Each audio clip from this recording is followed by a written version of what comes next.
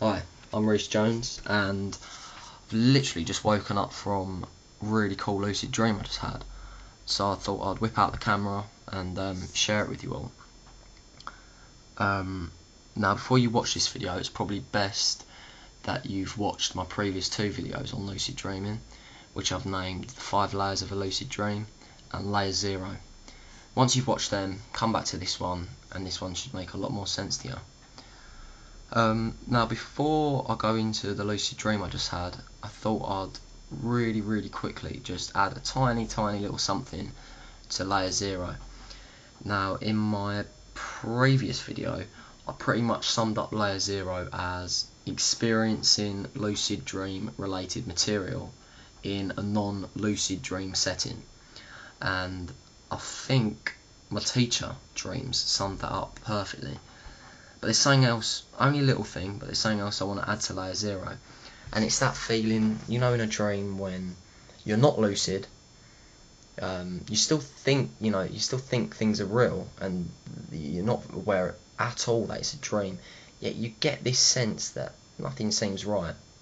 You get this sense that all your actions won't have any repercussions, that everything you're doing has no real relevance, or it's not going to affect anything in the future. You feel like you're in this little bubble.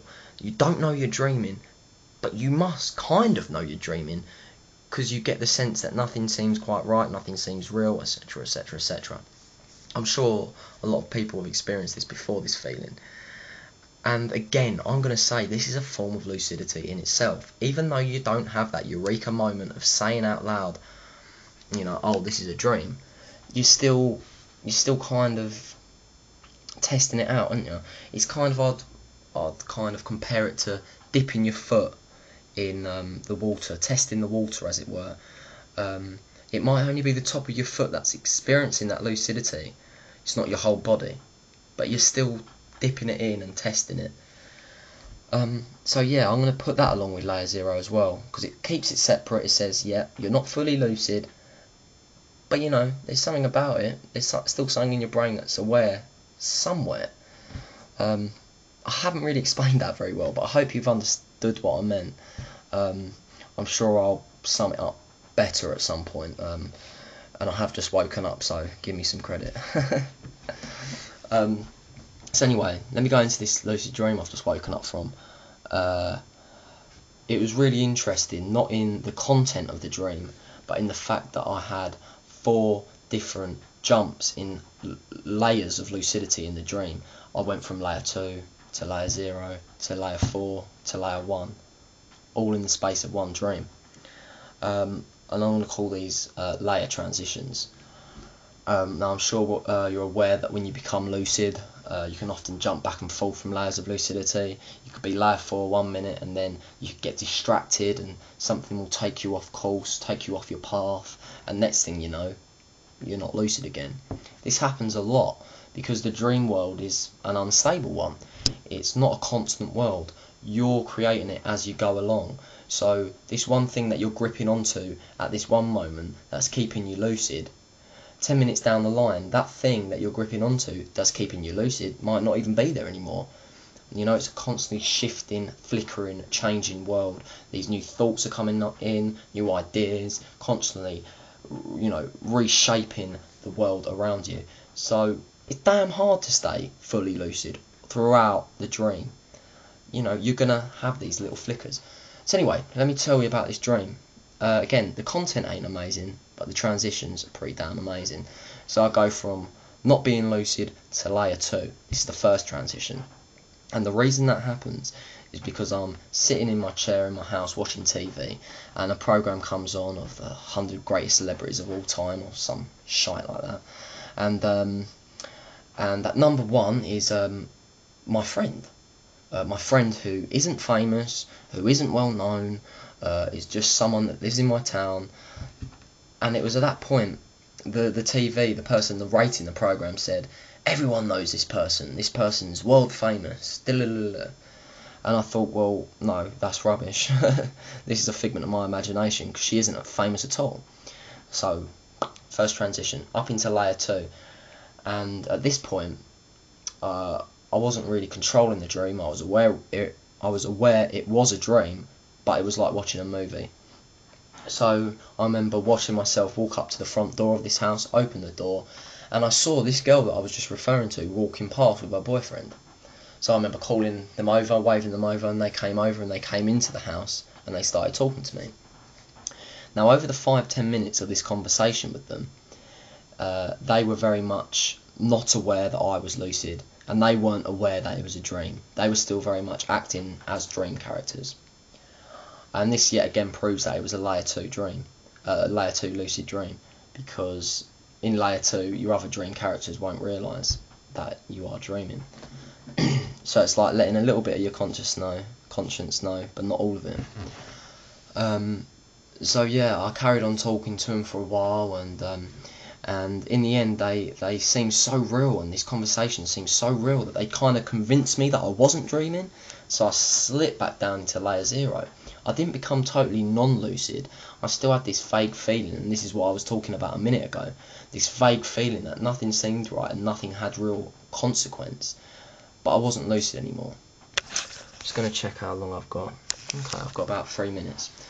That should be enough time to tell the rest of the story. So I'm sitting there again, layer 0, they go off, my two friends, they go off, and I carry on just doing daily routines around the house, and the dream carries on in a fairly normal way. Next thing I know, my friend bursts in with a glass bottle, and he starts accusing me of talking about him behind his back, and making up lies and stirring shit and this, that and the other. And I remember him smashing this bottle on the table, and he starts chasing me with this sharp bottle, trying to stab me with it. And I remember panicking, and I remember it turning into a bit of a nightmare at this point, and I was running frantically away from him, just trying to get away. And after about 30 seconds of running, the lucidity from the layer 0 started kicking back in, and I started coming back up in the layers and back up to layer 4, and this is the third transition. And the reason that I had this transition was because I thought, well, I've never said a bad word about this person. Me and him are best mates. Even if I had said these things about him, he wouldn't be chasing me trying to kill me. So I thought, this has got to be a dream. But whereas earlier I only slipped into layer 2, this time, bang, in I was. And I was layer 4, and I was totally conscious. And I remember turning around and thinking, I've got control of this now. You know, you don't scare me or whatever. You're part of my imagination. And I remember him just dropping the glass bottle, smiling, looking at me, and me just feeling this sense of euphoria and just like this adrenaline rush. It just, wow, you know, I took control of this. I changed this dream. I changed how it went. I remember at this point just thinking, well, I haven't been layer 4 lucid for about a week, so let's do some flying. So I boosted off into the sky, went through the ceiling, burst through the ceiling.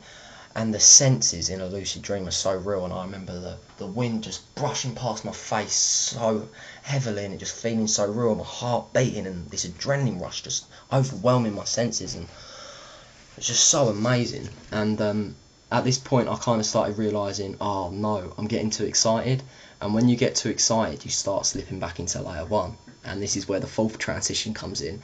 The colour from the dream starts dispersing. I get very contradicting feelings. I get the feeling of still flying and the wind brushing past my face, yet I start feeling myself also laying back in bed.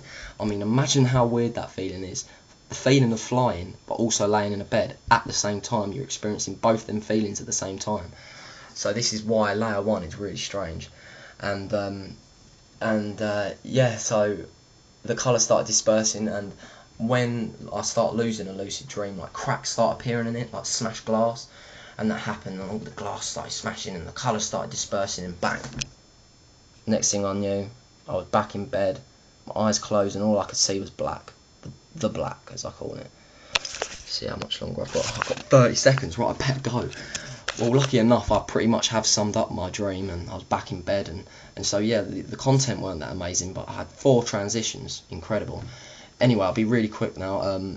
My next video is going to be lucid dreaming for beginners. Tune back. For anyone that doesn't know how to lucid dream, tune back, and I'm going to try and help you. Okay, see you later. Bye.